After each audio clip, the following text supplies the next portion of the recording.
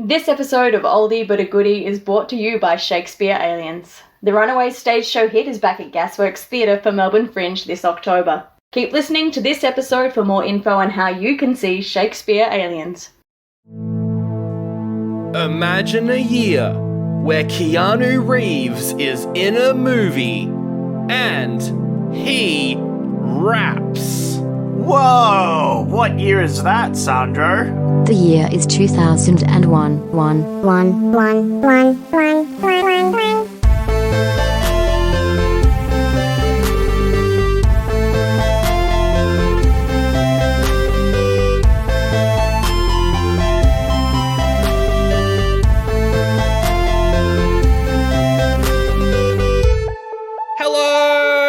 And welcome to Oldie But a Goodie, the podcast all about movies from 2001. Oh, we had such a good week last week.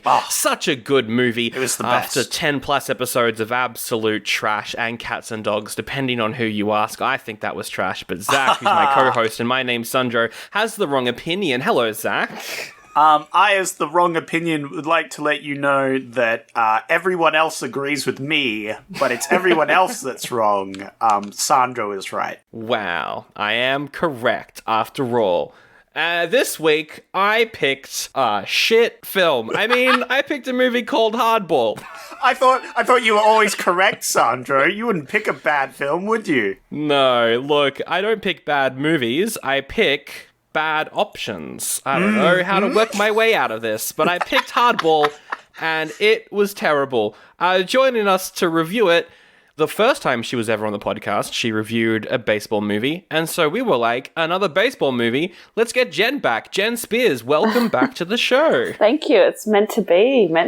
Yeah. I don't think you pick bad films, Sandra. I think you pick films that make an interesting discussion, right? Will this make an interesting discussion? You messaged me saying you wanted to stop watching it last night. I'm sorry. I was like, man, Sandro, can I review this without watching the whole thing? He's like, yeah, nah, you got to watch it all, but put it on 1.5 speed to make it easier. I'm like, I will not be able to understand this film if I put it on 1.5 speed. I don't do that often, but I just struggled. It's a hard ball to watch. It's a hard pill to swallow. Why didn't this work for you, Jen? I feel like we're all going to say the same thing, but why didn't this work for you? I don't know. Like, look, it's a film that's been made 1,000 times before. It's, struggling sports team gets disgruntled coach and they teach each other something. But it was, I don't know, just the mix was wrong. I honestly don't know. I couldn't tell you. It just didn't work. I felt cringe the whole time I was watching it. I felt anxious the whole time I was watching it. I just was uncomfortable the whole time. So, not a fun time for me. And I love baseball. Not enough baseball in this film. Yeah, there wasn't much baseball in this film. No. It was there.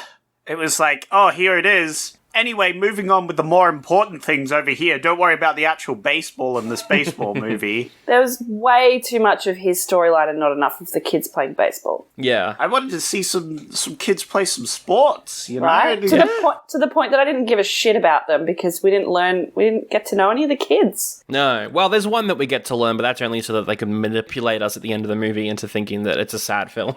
Yeah. I didn't even get me. I was like, I'm not crying and I'm pregnant. Like, if I'm not crying, there's something wrong here. I'm so glad someone else said manipulative, because that's what I thought this movie was. It was trying to manipulate your emotions. Yeah. A lot of the time, and I felt that quite heavily. It tried to manipulate every single emotion at a different point. It was like, well, that didn't work. Let's try the funny bone. No, it's not working. Let's try the heart. No, it's not working. The only thing that worked was the cool soundtrack until the credits where they played R. Kelly. Terrible. So fuck this movie. Oof. One thing I wrote down very early on in the movie, I kind of came up with not a fan theory because I'm not a fan of this movie. I came up with a theory of the movie. In the first 20 minutes, I was like, hang on a second. This looks like this was filmed in 1997, right? Yep. Pre-Matrix for Keanu Reeves, before he was the big star, he's kind of coasting off speed. it feels like it was filmed then and no one was like, this is not good. Everyone was like, this is terrible. So they just kind of put it on the back burner. Once Matrix came out, big success, they decided to release it. Kind of like what they did with whatever that movie is with Tom Holland and Daisy Ridley that came out last year. That sort of thing. That's what this film felt like. But no, it was filmed in like 2000 and then released in 2001. But it's so weird that it feels like no one in this movie thinks it's good. No one behind the camera thinks it's good. So it just fails in all aspects. I don't know how he went so downhill from The Matrix to this film in terms of his performance. Maybe because he knew it was shit and didn't care and just phoned it in. Like how you get out of The Matrix. Phoned it in, yeah. Never mind. But also, like, his performance is like the depressiveness and hard drinking of Constantine with the mannerisms of Bill and or Ted. Oh my God, he was. He's acting like he's in a comedy, but the film is so serious that it doesn't make any sense. Yeah. I really noticed it when he did that, like, conversation with the lady at the end where he's being, like, weirdly flirty. I was like, what is going on in this movie? I don't know what's happening. They were just having a normal conversation. He's like, you like me. I could sense it when you laughed. And I was like, I looked at Paddy and he said he had his eyes covered, like he couldn't watch it. He was so embarrassed. Yeah, that hurt to watch. He was so aggressive in everything he did, whether he was angry or like flirting or just calmly talking to the kids. It was aggressive. Oh yeah, like when he like corners her outside the bar. That was weird. Really weird. I was like, put your hands down. What are you doing? Anyway, hands. He had a lot of hands. This was a very handsy performance. But Zach, I picked this. Apology accepted. You had a couple of other options this week. You had The Glass House, which was a psychological mystery about two orphans. You didn't choose that one? That sounds very you, Sandro. The other movie was The Poof Point, which is another Disney Channel movie. Look, here's the thing. We should probably address the elephant in the room. This film came out September 14th, and that's 3 days after the 9/11 attack. A lot of movies were removed from studios' release schedules after that. A lot of action movies. It kind of changed the action landscape for quite a few years after that event, and we're probably going to fill that for the next couple of weeks. Just movies, the ones being released are very much, they're more simple escapism for people who just kind of want to like go in and smile. And I was under the impression that this was going to be that. It was like a feel-good movie, right? Mm-hmm. Yeah. So I was very comfortable watching this movie. Because I knew the plot of the movie before it even started. Like, I'm gonna call the shots. So I was like, cool, I'm not really paying attention. I'm seeing Keanu Reeves doing some bullshit. I was laughing at that. I was having a good time. It's just as fun. And then they pull the rug on you at the end and they, like, shoot a kid. Yeah, they do that. Spoilers. Spoilers. I'm like, what? What is going on? Why would they do this? Well, because it's a hard, realistic look at life in the projects by a team of entirely white people. White people. Yeah. There was a point that I was like, there's a burning car every night outside their apartments. Like, is this actually realistic? Like, I don't know. I can't really judge, but it didn't feel real. I don't know. It felt exploitative? Yes. Going through the team of this movie, it is all white guys. So it's based off a book by Daniel Coyle from the early 90s called Hardball, A Season in the Projects, which I think is a slightly fictionalized telling of a real Little League team. Because there's some, this is slightly based off real events. I could see this being a much better movie when it focused on, the kids of the movie and not Keanu Reeves. I didn't give a shit about him. I just didn't care. Like, I wasn't rooting for him to come out the other side, and I don't know, I didn't give a shit about him at all. Also, the setup was just out of the blue. His mate was like, oh, you owe me all this money? Hey, you can just coach this Little League team. I'm like, what? Does he have... Yeah. Why are you coaching it first? Why is the security company coaching a Little League team? Secondly, I thought maybe they would reveal that, like, Keanu used to play ball or something, and, like, nah. Oh, well... He knows sports. Oh, yeah, because he bets on them, right? Yeah. Oh, yeah. That definitely means, he clearly doesn't know sport very well the way he's losing. True. Yeah. The book was adapted into a screenplay by John Gattens, who is an award-nominated writer. He wrote the Denzel Washington movie Flight, which got some Oscar noms. He also wrote 2017's Power Rangers, sponsored by Krispy Kreme. He wrote Kong Skull Island. Hey! And he also wrote one of Zach and I's favourite movies, Real Steel. Jesus. That's not a sentence anyone's ever said. Oh no. What a mixed bag of achievements. That was going so well. Power Rangers is not good. I mean, Kong Skull Island is good. I don't know about Power Rangers. Yeah, I was going to say, I'm surprised Kong Skull Island is somehow connected to this film, because I quite enjoyed that film. And the movie is directed by Brian Robbins, best known for comedies. He's the director of the Shaggy Dog remake and Eddie Murphy's Norbit. Oh, wow. What a piece of art. Why wasn't this film more comedic? Why was this film so serious? It tried so hard to be. There was a couple of times where it said something that I felt was meant to be a joke, but it was really awkwardly not a joke. Yeah.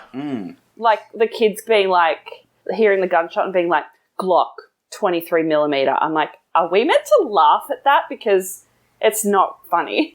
Yeah. They left room for laughter and they were like, yeah. And I was like, no. But, Zach, the director, we've seen him in a movie earlier this year. Whoa. I'm not going to tell you what the movie is. I'm going to try and make you guess, but I will give you a hint. He's currently the president of Paramount Pictures and Nickelodeon, the director. Oh my god. I have no idea. He acted in... Do I just say it? Can you give me a hint? Give me a hint. No, I need something to narrow it down. The movie was name-dropped in Rick and Morty. Oh, Bud the Chud? Yeah, he's the main actor from Chud 2, Bud the Chud, a movie no one remembers.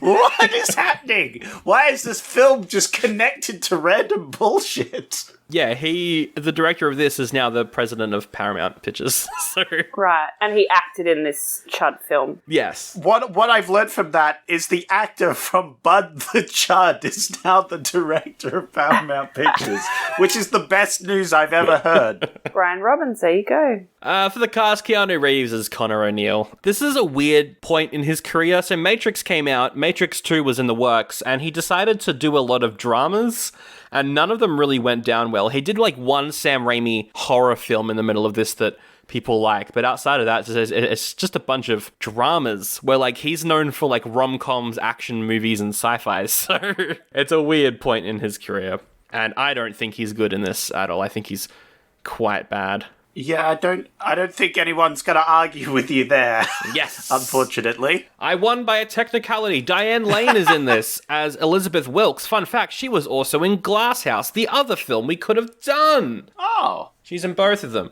Yeah, she's in Man of Steel and stuff. She's not in this at all. No. So- She's the love interest. Oh, yeah. Full stop. That's all I have to say about her. I wouldn't say love interest. I would say, just interest. Yeah, just interest. She's the interest. Yeah. Well, she's the only other female in the movie that's not one of the mums. Yes. There's the secretary that we see twice, and that's it in the movie. My apologies. He does pick up his check from her and then scares her. Oh yeah, why does she do that? He's like, thanks. He takes the check and then he goes huh, and gives her a little fright and then laughs. And I'm like, that's not funny, dude. What's going on? Why would he do that? John Hawkes is in this from Deadwood.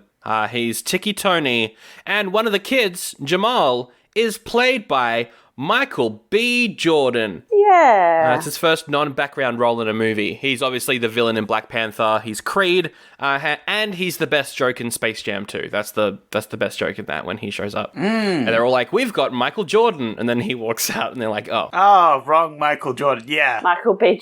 Very funny. That was the only good joke in that film. He kind of is still a background character in this film. Yeah. Yeah, he doesn't do much. He doesn't even, his arc doesn't get finished. Right? It's just he's in a gang now? Okay. Yeah. Because they don't focus on the kids. They focus on Keanu Reeves, the entire time. It's sad, because I feel like You could do something with this. I'm sure there's something where you could, if you just focus on either a light-hearted comedy family film or the serious, gritty side, if you just focused on one of them, you could have made a much better film, but trying to go halfway, it was bad. It could be like that movie Fresh that we did during our first year.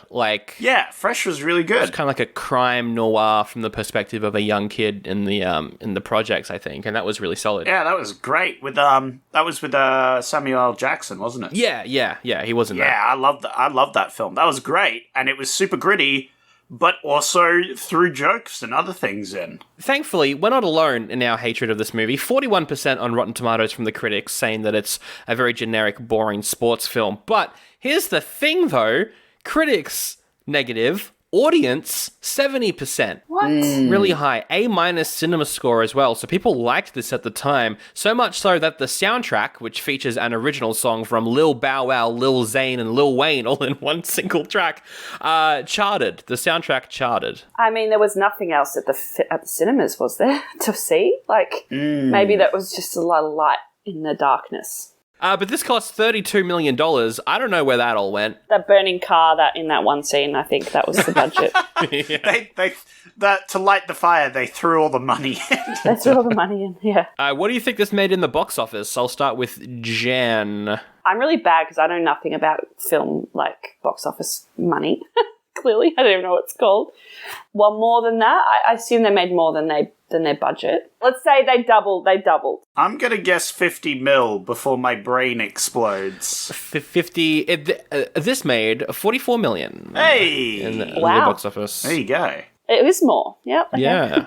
And the soundtrack, the song called Hardball, which does feature Lil Bow Wow, Lil Zane, and Lil Wayne, which I love that exists, has 3 million views on YouTube, and it's an okay song. Nice. And there's a point where Lil Wayne, he hits a baseball with a bat and it goes into space. Jesus. So nice. Worth adding a view to that. Well, yeah, that sounds like that was a better movie than this one. Yeah. Yeah.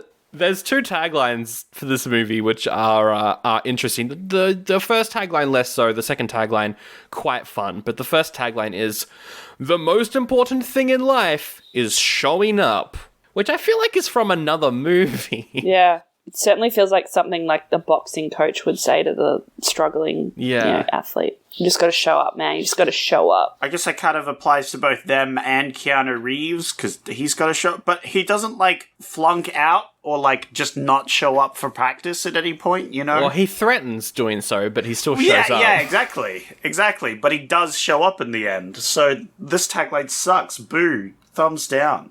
The second tagline is, "In a place where all bets are off, he's got nothing to lose." He has so much to lose. He has all of his limbs to lose. He's in such deep shit. I didn't want him to win that bet with the 12 grand. That's how much I hated him. I was like, no, he doesn't deserve to win that bet. No. This teaches you the wrong message in movies. Yeah. It's like, if you're a piece of shit human being, just coach a baseball team for a bit and win a big bet and you'll be fine. Yeah. You'll be sweet. William Shakespeare is known for writing many different styles of plays. He did tragedy, he did comedy. He did tragedy mixed with comedy. But he never did science fiction.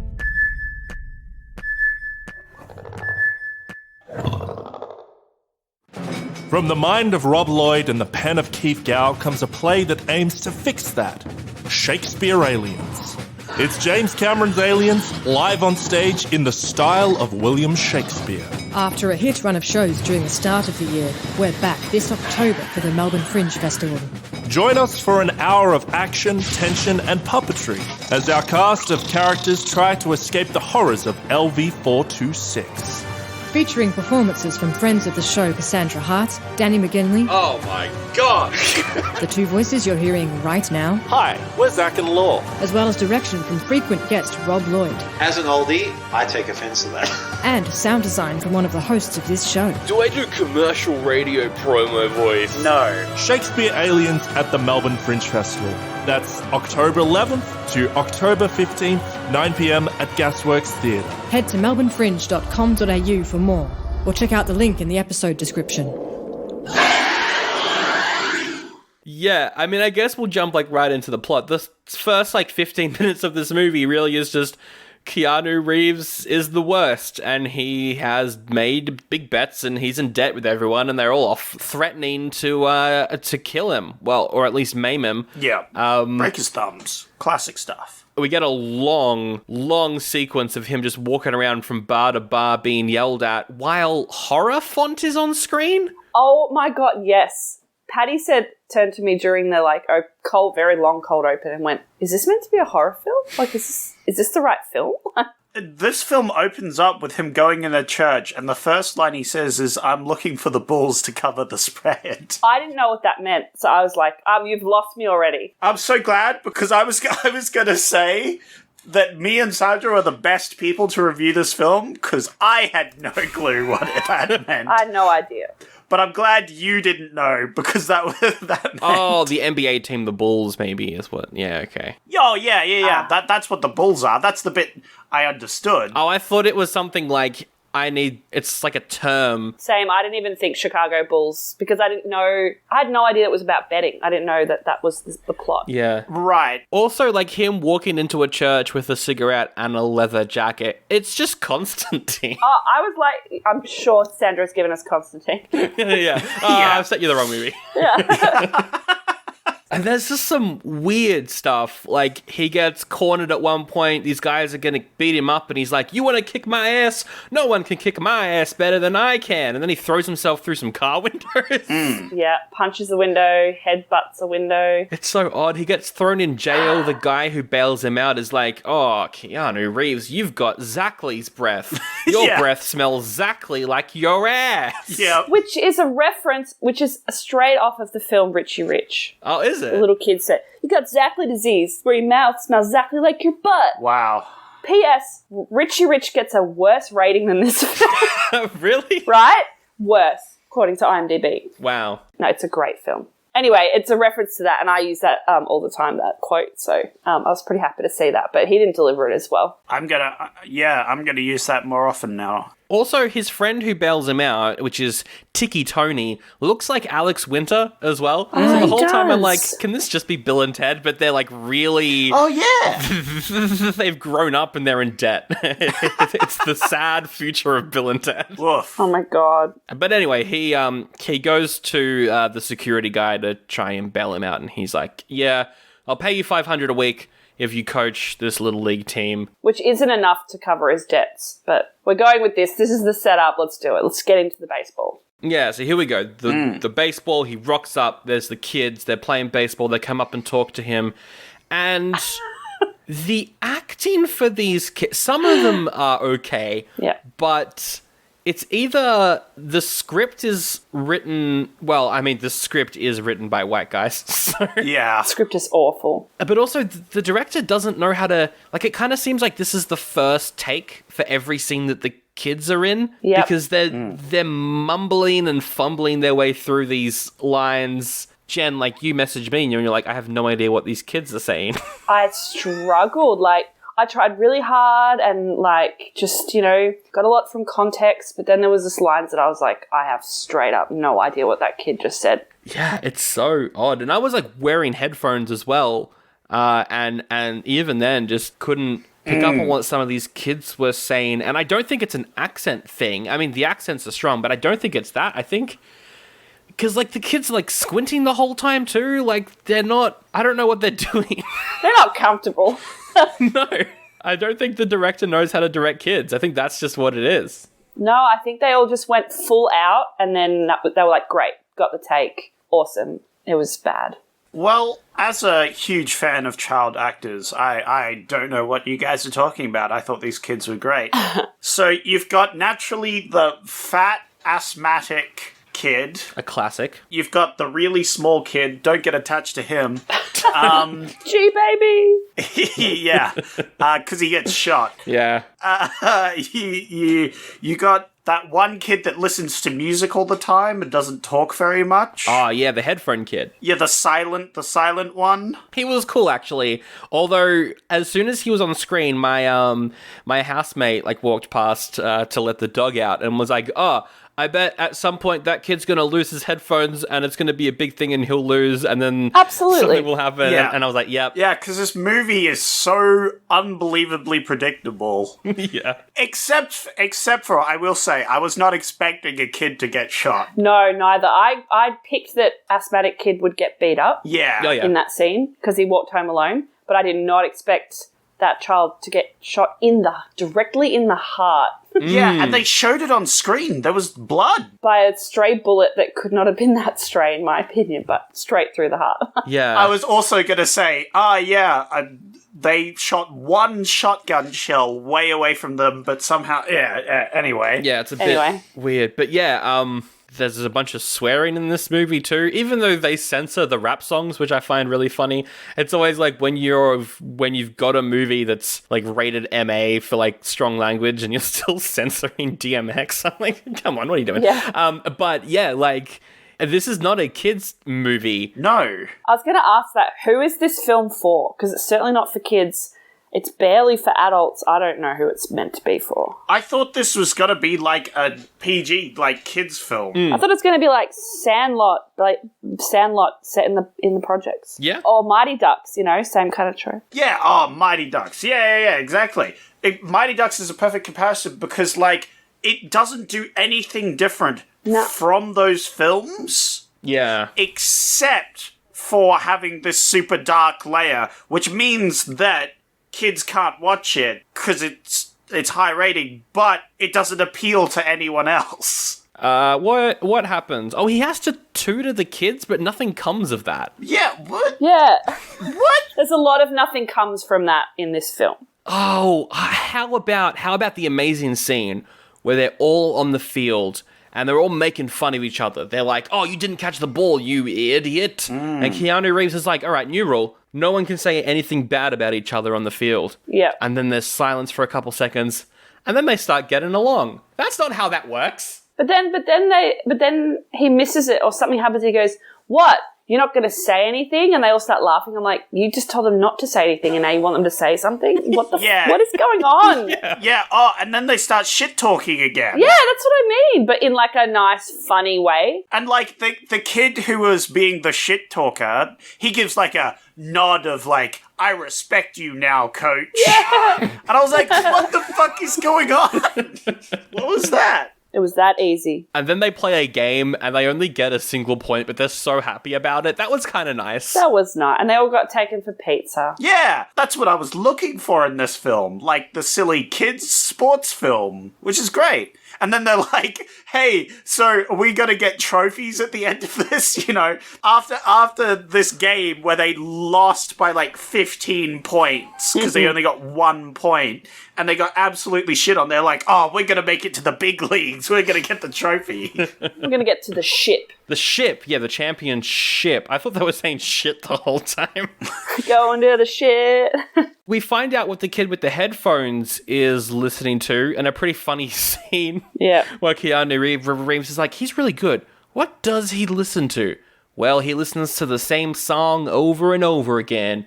Big Pauper by the Notorious B.I.G., who was dead at this point, so I don't know why they didn't do some sort of tribute to him. I thought it was weird though, because I'm glad they got there in the end, but the whole like he takes his headphones out and then he really, really struggles kind of thing. And I'm like, it took them too long to get to the point where the rest of the team sung. Just like G-Baby comes out to bat and suddenly it goes all black and it's them going home and him getting shot. And I was like, did they win? It took them too long to get to the flashback. Oh, yeah, the editing on that was really so bad. Because they showed it while he was speaking at the funeral. Yeah. That was really weird. That was so odd. It was so weird of a choice, and I was very surprised that this was the way the movie went. I was also quite upset because I was like, "Oh, this is a kids' film. Nothing bad's going to happen. I'm going to, just enjoy myself with a stupid kids' film, Yeah, and then you've got to deal with child death. Yeah. Yeah, this child death, and he was such a good little boy, and I was upset. I liked G-Baby. He looked like a little old man. He was a little old man. He looked like a little old man. He did. Yeah. He did. But that's such a weird, because there's the plot point that leads into the death of G-Baby was they have to kick Michael B. Jordan off the team because he's 2 weeks too old. Yeah, it was so weird because they had that multiple times was the age problem. And then when he's kicked off the team, he just joins the gang and we never, like, nothing happens. I was like, okay, so there's going to be like a gang shooting and Jamal's going to, I don't know, he's going to come out and save them or something, or he'll come good, or he'll get back on the team. Yeah, it would have made more sense, I feel, for this sort of film to have him be the one that gets shot and they get all depressed over, you know? Because if he had stayed in the sports team, he wouldn't have joined the gang, you know? Right. Keanu Reeves, he's got a big bet happening. They watch the game through the window of a bar, which is a scene. They burst in and they start rapping. Oh, that's probably Jen's favourite scene. She loves Keanu Reeves' story. Oh, fucking hell.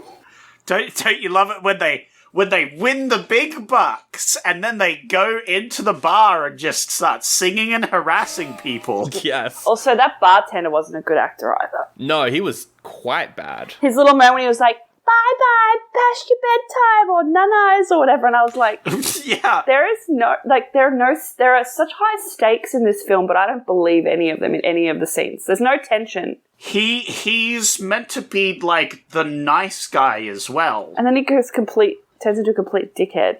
Yeah, exactly. He goes between both of them constantly, and it's weird. And Keanu slams his beer down on the bar like I imagine Ted would slam his beer down on. He's just held onto those Ted mannerisms. It's this, yeah, like all of the mannerisms, the big hands, his hands are always out. He's really jerky. His head's always kind of moving whenever he's talking. Yep. Yeah, like jerky, he's lanky. If he was doing the voice, this would be an odd movie, but it would be more enjoyable. Yeah. Yeah, because he thinks he's in a lighthearted sort of kids film thing. Does you know? he? He thinks I don't know. I don't think so. I feel like he thought he was in the film I thought he was in, you know? Yeah, because he's acting like it's quite silly, I guess. Oh, but, yeah, exactly. Oh, but we do get a pretty good quote, though. He's, the next morning, he's woken up by his friend who's like, knock, knock, knock, let me in. Because earlier in the movie, he came over to Keanu Reeves' house and brought some guys that wanted to hurt him and get the money back. But this time he's like, no, look, I'm alone. I'll get naked to prove I'm alone. All right, I'm naked now. I'm going to slide my nuts along the door until you let me in. What? What? Yeah. I was very confused. I also had given up at this point, though. Yeah. This is at the end of the movie. Because, yeah, like, he's gonna quit. He's got the money now. He's done with the Little League team. But then he just decides that he's not. Yep. That's it. And he tries to leave like 3 times and then returns to them. Yes. In that scene. Yeah, there's this whole tension. It's like, oh, I wonder if he's gonna go and bet the money. Oh, I wonder if he's gonna leave the team. Oh, and there's zero tension. No. Because you know exactly what he's going to do at the end. Takes him to a baseball game. Yeah. In a non-existent stadium in Chicago somewhere. I've never seen that stadium. Where Sammy Sosa is a part of a team. Yep. On the green screen. Yeah, and turns around and gives the kids a wink. Really awkward. Really awkward. That's so weird. What are you saying? Are you saying this baseball player was not a good actor and... Definitely wasn't there when they filmed it.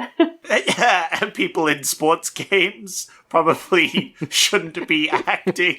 Aw, come on. What? Some of them are okay. Some of them are alright. Sammy Sosa, he had a drug testing controversy a couple years after this movie came out. Nice. Sure did. Anyway, the team's great. They're winning games left, right, and center. Keanu Reeves and Diane Lane, we haven't talked about her. She's not important. She's a teacher. Oh, yeah. She's in this movie. He likes her. She's apparently feels the same way. I didn't believe it. The way she just kissed him at the game, I was like, wait, we didn't build up to this. Why are they kissing? Well, they had 10 minutes of her in the film, so she falls in love with him. That's how it works. Of course. I mean, you would. And yeah, the boys, they say they're going to win the championship. And then the movie ends, and we cut to them with trophies. We don't even get to see the championship game. Again, not enough baseball. Yeah. Yeah. Cut out 10 to 15 minutes from the start of the film and give me the championship game. Mm-hmm. Yeah. This is a shit film with no content. I propose, look, so here's the thing. We would all rate this an oldie, I assume. Yep. Yep. But I feel like it's worse than an oldie. I think this has got no content. No one cares about this. This is a January movie. Well, you can't even get it on, it's not on anything. Can't hire it. It's just, that's pretty telling. No, it's only on YouTube. I just think this is a nothing movie that feels like something you dump in January. Like, this is something that you dump, no one would go see it. The only reason it made money is because, a big tragedy happened and this was the only thing out that people could escape into the cinemas to see. Yeah, there was literally nothing else to watch, so they just got lucky. It had all the pieces to be good and just jumbled them all up. This movie made me very sad because of the ending, and I was like, I am now just very sad, and the whole, wholesome, they get back together to win the championship had no effect on that. I was just depressed. Also, to threaten, I'd be like, oh no, they're going to cancel the ship game because, of G-Baby, and it's like, let the kids fucking play baseball. It's the only thing in their lives, and you're going to pull the game out from under them? Like, what? I reckon January Movie Award. No one needs to see this ever. Yep. It's worse than an oldie and one of the worst films of the year that we've done because this is, the episode length goes to prove how much we've got to say about this. Yep. I think that's about it. I'm so upset.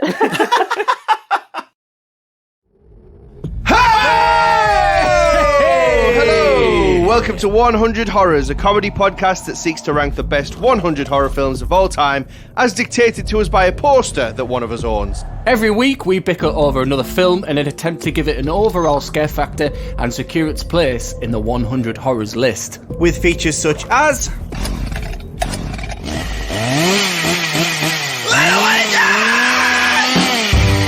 But at least I won't die like that. And... What would you say to them at the funeral? We take a light-hearted approach to horror cinema so that it can be enjoyed by even the most squeamish of listeners. So whether you're the person who's never seen a horror film in their life or the person who has a tattoo of Leatherface on the right arse cheek, there's something to be enjoyed in every episode of 100 Horrors! Let's come up with a sequel to this movie. I reckon that could be fun. Maybe. The team's going to be called the G-Babies, obviously. Oh, I like that. But we do, of course, have to cross it over with another movie we've done on the podcast. Random number generator will give me a number of an episode, crossover between Hardball and the movie from that episode number. Number 29. Episode 29 is what it has given me. Okay. That is during our first year. That's a film from it's a film from the 90s. Oh my god, it's Lassie. What? Well, this is easy. We just do an Air Bud. Yeah, exactly. There's no rule in baseball that dogs can't play baseball. Dogs play baseball. It's going after the ball, I guess. Yeah. There is a dog, a golden retriever in the minor leagues that is called the Bat Dog, and when the batter hits the ball, and if he runs to base and drops the bat, the dog runs out and collects the bat. Oh. So it could be, it could be a beautiful story about a bat dog called Lassie who gets shot in the heart. Okay, so Lassie is trained up to be a bat dog. The wrong breed, but it's fine. But she's too smart. She's too smart to just be a bat retriever, I think. Oh, yeah, so she also starts to play the game. Yeah, she also starts to play the game. So she retrieves the bat, but then, one of the kids falls over, and so Lassie goes and grabs the ball and fetches it for him. Yeah. Oh, there's got to be, a scene where, I don't know, they're all finished up for the night. The dude's about to turn the lights off, and he's like, oh, I forgot my whatever on the field. And it's just Lassie out there with the bat in her teeth in the batting cage, just hitting home runs. Yeah. And he's like, am I dreaming? No one believes him, obviously. Yeah. Who's the main character? Is Keanu back? It would be pretty funny to see Keanu Reeves as this character in a movie about a dog that can play baseball. Maybe the bad coach also, the coach of the other team, they've got to go up against that coach, and the coach is like, a dog can't play baseball, and they do that whole, illegal, what are the rules? Yeah. They got to go up against the little league bosses. Yeah. But he's already accepted Lassie as a player on their team because they never specified it was a human. Oh, but Lassie's like 9 years old, so it's fine. Yeah. 9 in dog years. Dog years. She's only 3, but in dog years, she's over the limit. And you're right, like, there's a loophole. There's nothing in the contract that says it can't be a dog. Exactly. And they already have, like, the coach's signature to sign it off or something, so you go, you signed off on it. Yes. You never checked if it was a dog. And of course, they lose a player near the end, and they have to get Lassie in, and Lassie, you know. And everyone's laughing at them. They're the butt of the joke, because they're the really shit team as well. There's going to be a bad boy pitcher that's been pitching them out all game that everyone hates, and he's like, oh, hey, doggy, you want to fetch?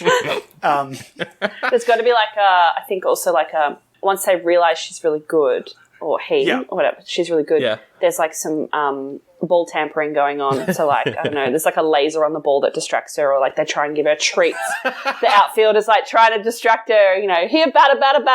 They throw one of those treat balls. Yeah. Instead of a baseball at she one catches point. it in her mouth instead, Yeah, and then originally Lassie is fouled, but then they're like, hey, they threw a thing ball and they both get fouled or something, you know. Oh, that is funny. Yeah, oh, absolutely. They bring like a male dog or you know, try and breed her off. I don't know. A sexy male dog. And it's called Lassie and the G-Babies, because the team's called the G-Babies, I guess. Absolutely. And that's the only reference to Hardball. Yeah. It's one of those sequels that barely references as the first film. Well, if you do want to feel better, Zach, because you're so sad about Hardball, go and look up videos of these bat retrieval dogs. They're very sweet. I have already got one up ready to go. It's very cute. Yes. It's got the little bats in the mouth, and they're just playing fetch. Oh. They're good boys. Yeah, there's one where the batter forgets, like he goes and picks his own bat up, and the crowd are like, no, put it down. He's like, oh shit, sorry. Throws it back on the ground. Everybody's like, no, don't you dare touch that fucking bat. Don't you touch that fucking bat. And also, the movie sounds good, and I would watch it. Zach, let's do some reviews. All right, it's time for raving reviews. It's the part of the show where I go to Rotten Tomatoes. Usually, I go to the audience for the correct opinion, but the audience had quite a lot of high opinions. So last week, the audience was objectively correct. This week, the audience might have been a little mistaken. How this works is I'll tell you guys a review, and you two have to guess the score that they rated it. Right. The scores go from 0.5 to 5, so remember there's 0.5s. And one of these reviews is not like the others, because I wrote it. This week it might be a little obvious, but you know what? Sometimes no effort is the best option. Yeah, sometimes you just go with the first thing you think of. All right. That's what this movie did. Yep. And we're going to guess which review your one is for I can't remember. I think you've beaten me every time at this game. Great. Let's keep it that way. Oh. I don't remember. All right. Well, it sounds like you're ready to go, so we'll start this off. Donovan says, horrid movie.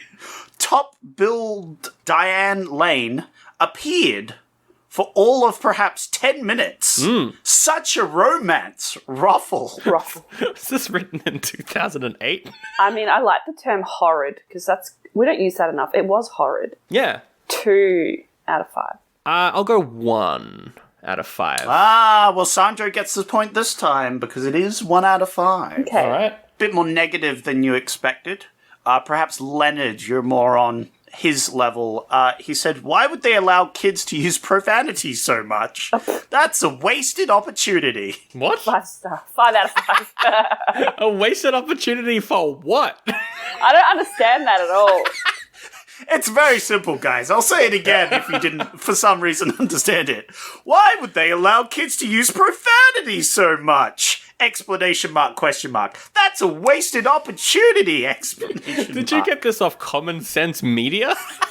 Where's this review from? I don't know. I mean, if someone hates kids swearing, they would hate this movie, so maybe 0.5? I'll go 0.5, why not? Ooh, a bold statement. I read it as like a missed opportunity to let them swear more. Oh. It's a weird, look, I'll give you this, it's a weird fucking review. 1.5. Once again, Sandro's correct, it is 0.5. All right. They were very upset for some reason with the swearing. I don't know this review. It's a middle-aged white person from Florida. From Florida? Specifically. Speaking of white people from Florida, Kevin says, a touching sports tale with enough memorable moments to overcome the lackluster cast. Oh, wow. It doesn't have enough memorable moments. I don't remember most of it. Are you saying you disagree with this review? I disagree with this review. Sounds like he's kind of on the fence, but positively trending, so maybe like 3.5? 3.5? Okay. Ooh, that's a good guess.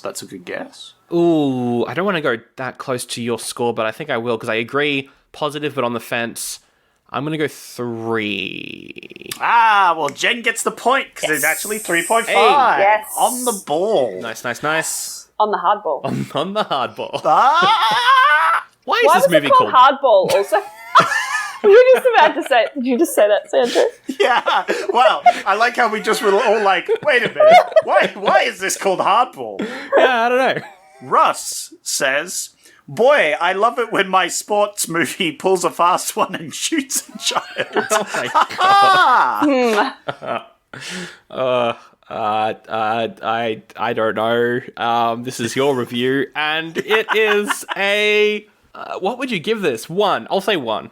I agree. I think it's Zach. Also, you missed opportunity to use the term fastball, but yep, pull a fastball on us. Of course. I'm such an idiot. Yeah, I reckon 1.5. No, 0.5. Oh. Is that the lowest you can give something? Yes, 0.5 is the lowest. Yeah, 0.5. Well, I'm a bit more forgiving, unfortunately. You should have gone with your first thought. It was 1.5. Ooh. Damn it. No one gets a point because we're not playing by closest wins this time. That's right. Whoa, that's a bold statement. Yes, I make the rules. Yeah, all right, fair enough. I mean, you're the one who misses out on the points. We both guessed it was your review. Do we get points? Yeah. Yeah, it's my review. You both get points. Shut up. Yes, 2 extra points. I find my review funny, so I couldn't change it because I thought it was funny. Anthony says, better than expected kids film? Does not reinvent the wheel, but it keeps it rolling. What the fuck does that mean? It's not a kid's Look, film. I said it how it has, with no question marks. I don't understand. Doesn't reinvent the wheel, but keeps it rolling. Toward what? Like the baseball film? I hate these reviews even more than I hated the film. Oh, I could have made it worse. I could have got the positive reviews. Oh, jeez. I think it might be another 3.5. I'll go 4, actually. I'm going to go more positive. Well, it's actually 2 out of 5. What? Oh. Yep. It's Ryan who says, I do not understand why this film received a lower rating than Human Centipede. In what world is that right? What a comparison. Yeah. What? He loved Human Centipede by the sound of it. A couple weeks ago, we did a special version of Raving Reviews, which was, is it better or worse than Over the Hedge? No, fuck that. Is this better or worse than Human Centipede? Yeah, what a comparison. What a yardstick to use. Like, Human Centipede is my benchmark. Yeah, no, I think they hated Human Centipede because they didn't like the fact that this film received a lower rating. A lower rating than Right. Human Centipede, which is the worst movie of all time. Right. I mean, it's one of those movies that I would never watch personally. No, Human neither. Centipede. Got no interest. But as far as that review goes, it's got to be 0.5, surely. Does it not mean they like this film if they're surprised it got a lower rating? Yeah, actually. Yeah. So Sandro's already locked in 0.5, even though he's definitely wrong. Jen, what do you think they actually rated it? I can't tell if it's hard to say if they actually liked it or they're just surprised that it was rated worse. I like floating around the 3s, so we'll go a straight 3. Oh, you were so close. It was 2.5. It was damn. 2.5. And is that the last review? Yes, that was the last review. There we go. Well, turns out that we were playing by closest wins because Jen does get a point for that final one. Congratulations Yay. for that point. Oh, which means that we both got 3 points, which means that we're both winners. Oh, that means that you can plug stuff, Jen. What have I got to plug, Sandro? I don't know. The back catalogue of Nerd House. Yeah. At the moment, yeah.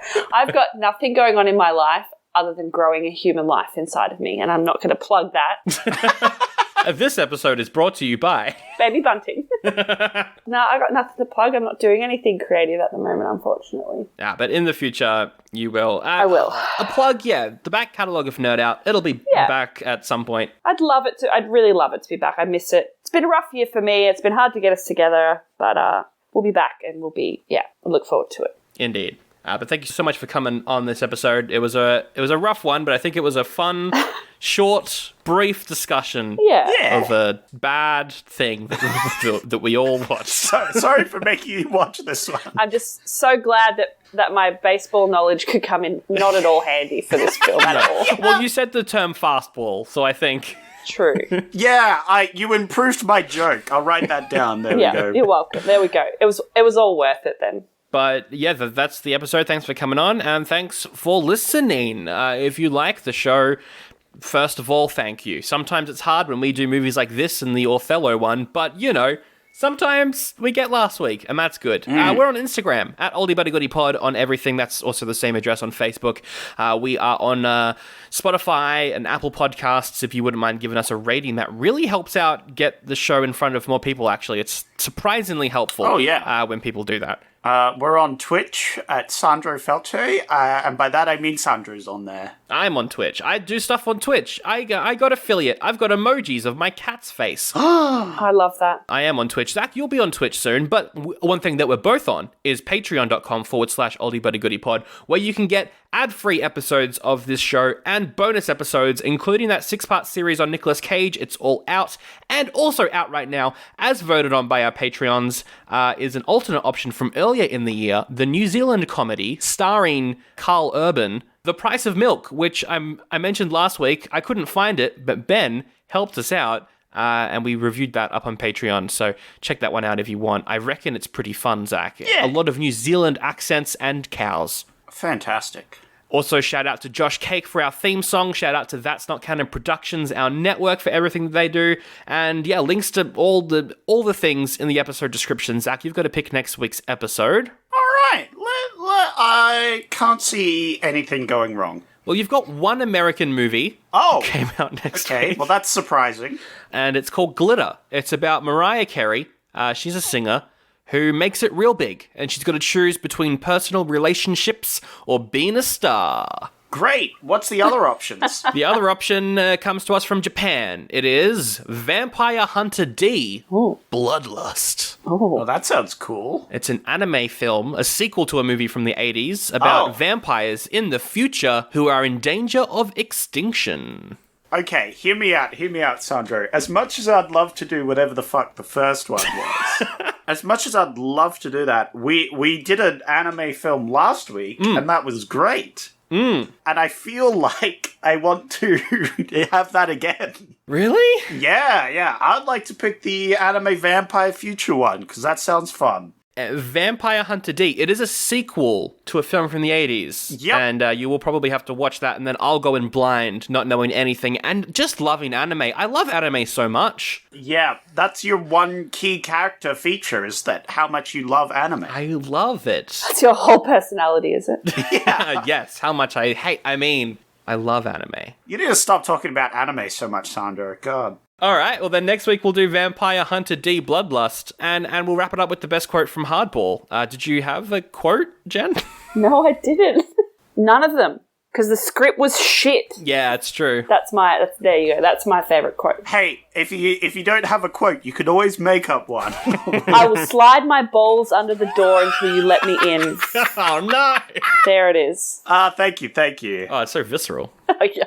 Mine is the stolen one. You have Zach Lee's breath. Oh, yeah. Smell like exactly like your ass. Ha ha. Hey. So funny. All right, I'm on IMDb. The best quote is, "You suck just like my girlfriend." That's right. Someone said that in this movie. That was like one of the very early quotes. That's very funny. No, the best quote is, "We're done." That's the end of the episode.